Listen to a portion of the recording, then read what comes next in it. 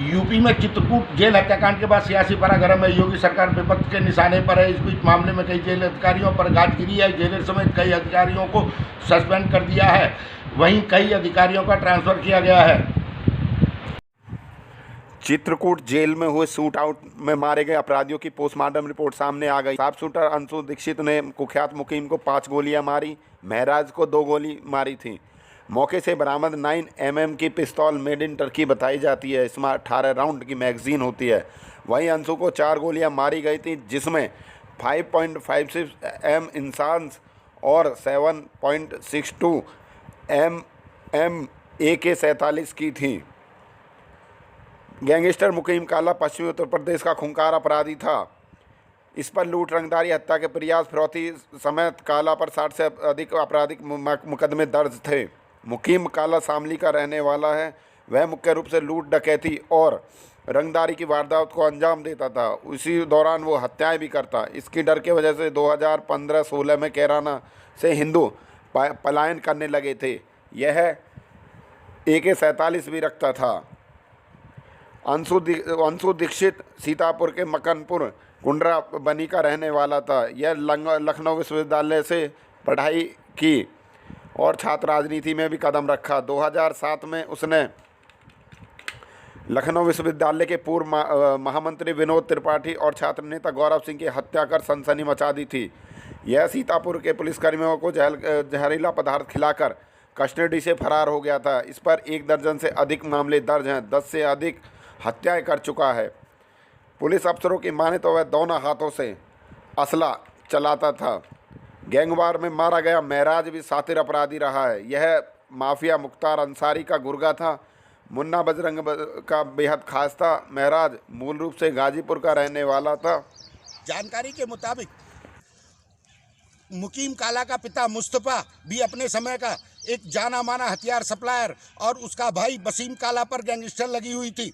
मुकीम काला ने जुलाई 2011 में सिपाही सचिन की हत्या की, 14 अक्टूबर 2011 में सिपाही बलबीर की हत्या और जून 2013 में सिपाही राहुल ढाका की कार्बाइन लूट कर उसकी हत्या कर दी थी। बताया जाता है कि मुकीम काला AK-47 भी रखता था और उसने सहारनपुर में तनिक शोरूम में 2015 में 10 करोड़ की डकैती डाली थी।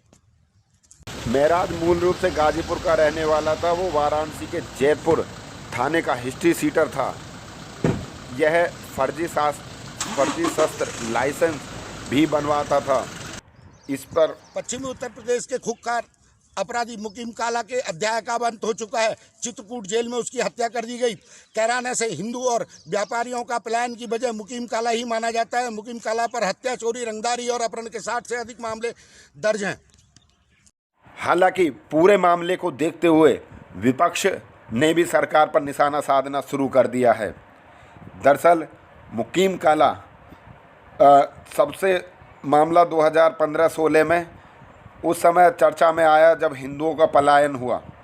कैराना से मुकीम काला की वजह से काफ़ी हिंदुओं ने पलायन करा। यहाँ तक कि मकानों पर बोर्ड लग गए थे कि यह मकान बिकाऊ है। घटनाक्रम है ये पूरा। आज सुबह लगभग 9:30-10 बजे के करीब जेल सुप्रिटेंडेंट द्वारा सूचना दी गई कि एक बंदी द्वारा अपने सहबंदियों पर फायरिंग की जा रही है। इस सूचना पर तत्काल मैं और DM साहब और साथ में पूरी जनपद के पुलिस बल जो वो यहाँ घटनास्थल पर आए। जब घटनास्थल पर पहुँचे तो उक्त बंदी द्वारा हाथ में पिस्टल लेकर फायरिंग की जा रही थी और मौका वारदात पर 2 बंदियों को उसके द्वारा गोली मार दी गई। इस पर हमारे द्वारा पुलिस द्वारा चारों तरफ से घेराबंदी की गई और उक्त अभियुक्त, जिसका नाम बाद में अंशु दीक्षित पता चला, उसको आत्मसमर्पण हेतु बताया गया। बार बार उसे सरेंडर के लिए कहे जाने के कारण उसके द्वारा आत्मसमर्पण नहीं किया गया, परंतु पुलिस पार्टी पर फायरिंग शुरू कर दी गई। इस पर आत्मरक्षा पुलिस पार्टी द्वारा उक्त अभियुक्त पर फायरिंग की गई, जिससे उसको गोली लग गई। हम लोग स्वयं घटनास्थल पर मौजूद हैं। फील्ड यूनिट यहाँ गई है।